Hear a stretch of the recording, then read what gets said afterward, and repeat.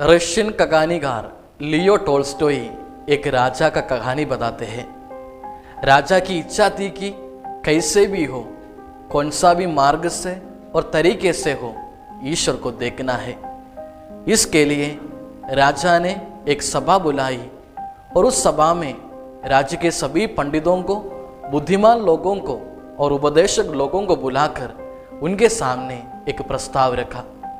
प्रस्ताव यही था कि तुम लोग मुझे ईश्वर को दिखाना है। और वे लोग अपनी बुद्धि और कौशल्य के बल पर राजा को ईश्वर के बारे में बहुत कुछ समझाया, लेकिन वह कुछ भी राजा को तृप्त नहीं किया। कुछ दिन के बाद एक चरवाहा लड़का आकर दोपहर के समय राजा को बगीचे में लेकर गया और जलते हुए सूर्य की ओर देखने को कहा।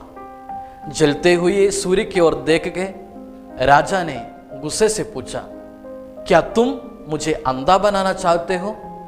वह लड़का शांत से बोला, महाराज, सूर्य ईश्वर की हजारों सृष्टियों में से एक सृष्टि है।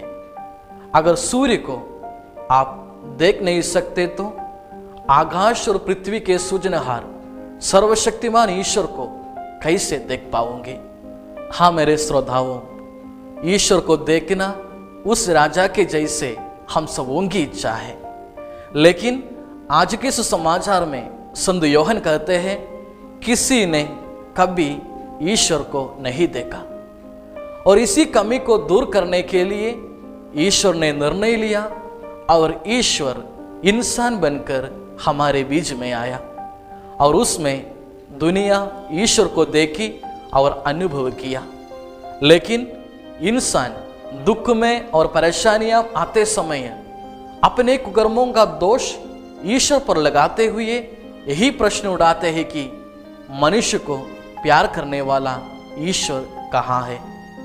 हर एक संत हमें यही बताते हैं कि हमने ईश्वर को देखा और उससे स्वीकार किया, क्योंकि ईश्वर की कृपा और करुणा पाए लोग ही दूसरों के ऊपर करुणा दिखा सकते हैं। हर एक पूजा बलिदान में हमें ईश्वर को देखने के लिए और उससे अनुग्रह पाने के लिए आमंत्रित करते हैं। धन्यवाद भरे हृदय से हम ईश्वर को देखें, महसूस करें और अपने हृदय में स्वीकार करें, क्योंकि हमारे सभी समस्याओं का समाधान उसके पास है।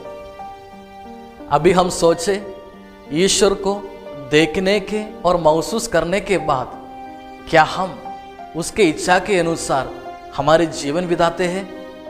जिंदगी के दुख में कमजोर होने के बदले ईश्वर को देखने के लिए और हम देख के ईश्वर को दूसरों को दिखाने के लिए हम कोशिश करें और उस कृपा के लिए हम प्रार्थना करें।